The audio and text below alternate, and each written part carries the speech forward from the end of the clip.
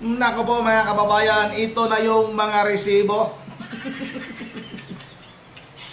Ito na yung mas lalong magpapatunay mga kababayan na sobrang sinungaling talaga.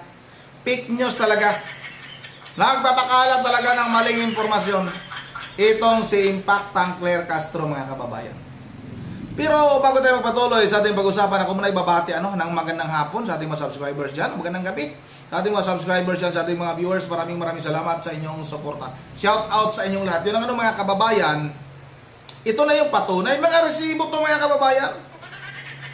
Mas lalo pa nating mapapatunayan na wala ngang kinalaman. Hindi nga proyekto ni Pangulong Marcos Bangag Jr. mga kababayan, itong People's Bill. Proyekto nga ito nila dating Pangulong Duterte, nila dating Mayor at ngayon nga ay Vice President Sara Duterte mga kababayan, itong People's Bill. Talagang ang kapal lang mukha ni Impactang Claire Castro mga kababayan. Ito yung mga resibo, ang dami Yan Basahin natin ito mga kababayan Post ito. Noon pa ito mga kababayan 3 years ago. Itong post na ito ay nagmula ito kay Kunsyal Ryan Alejandre. Kung tama ito kasi kunsi tapos das tapos sal. Kunsihal. Palagay ko kunsyal itong mga kababayan. Ayon pa kay Ryan Alejandre mga kababayan, ito ay post noong October 2022. Ayun, di tayo nagsisinungaling ngayon. Okay lang ilagay na lang natin sa screen natin dyan.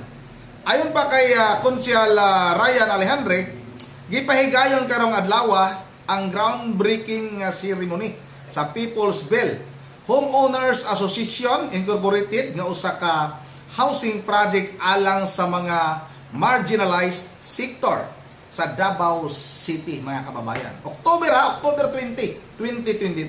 Ayon pa sa post na ito, ang housing project nahimutang sa kapin 137,000 square meter nga luna sa barangay, anong barangay ito? Riverside, Kalinan mga kababayan.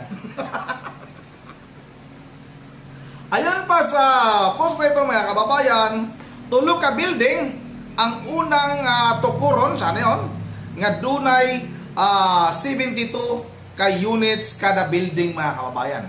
Intindihin nyo na lang ang hirap mag-translate. Mahirapan tayong pabalik-balik. Ayon pa kay Ryan Alejandre mga kababayan, post ito noong October 20, 2022.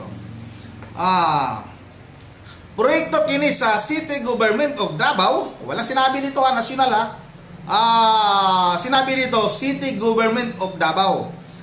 Aron matabangan ang mga Davaoenyo nga sana yon makaangkon og kaugalingong balay gipunduhan kini sa ubos sa Social Housing Finance Corporation mga kababayan. Ito pa, lakip sa mga beneficiary sa housing project, membro sa vendors cooperative, mga kanhi basuriro sa New Carmen Landfield,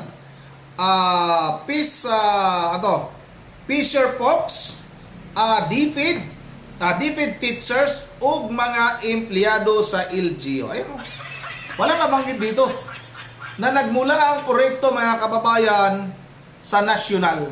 Mula ito sa city government ng Davao City.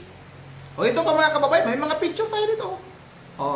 Finance Corporation mula kay Ryan Alejandre nga mga kababayan. Lakip sa mga beneficiaries sa housing project, sana yun? Pasensya na, medyo madilim.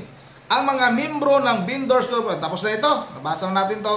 Tapos nandito yung mga larawan mga kababayan. Kalakip yung mga larawan na yan noong October 2022. Hindi lang yan mga kababayan, ito pa.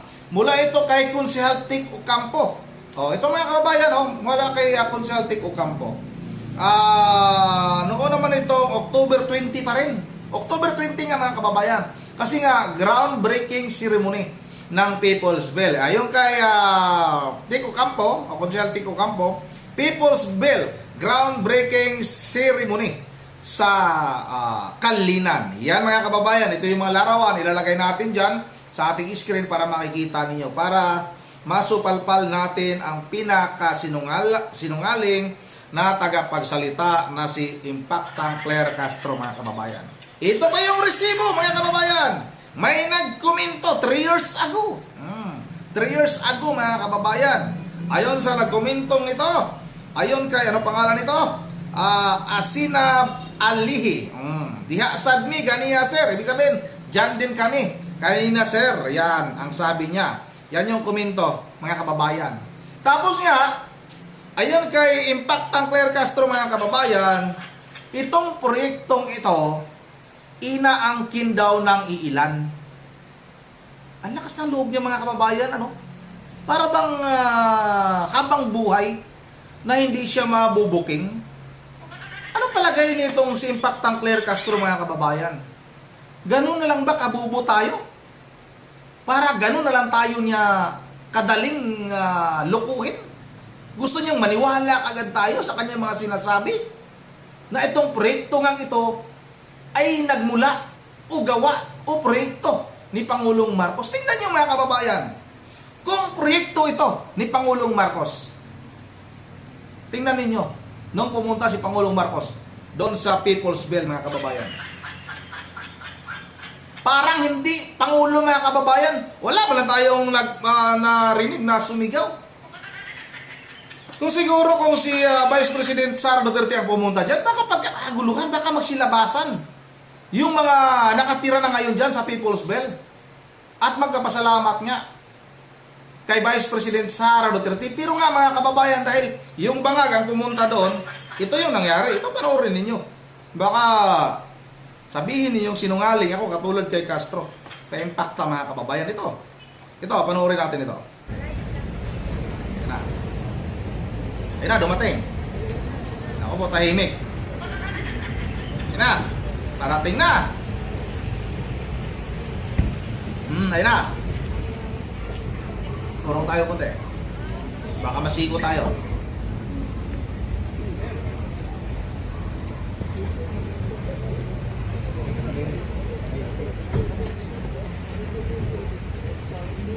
Ako po.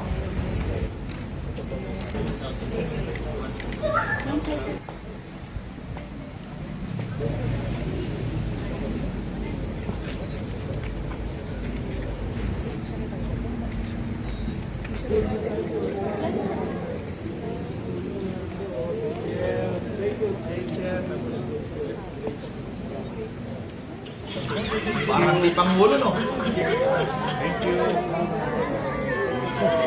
Last.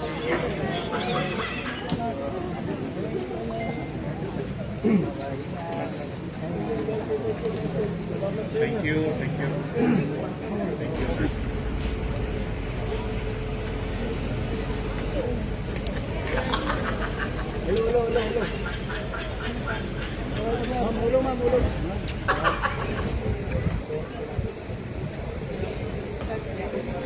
Ayun.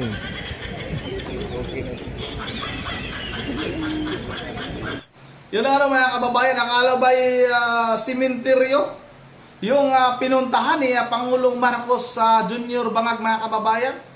Wala man lang tayong narinig na, oy, salamat Pangulong Bangag, pumunta ka rito, maraming salamat sa inyong ginawang proyekto.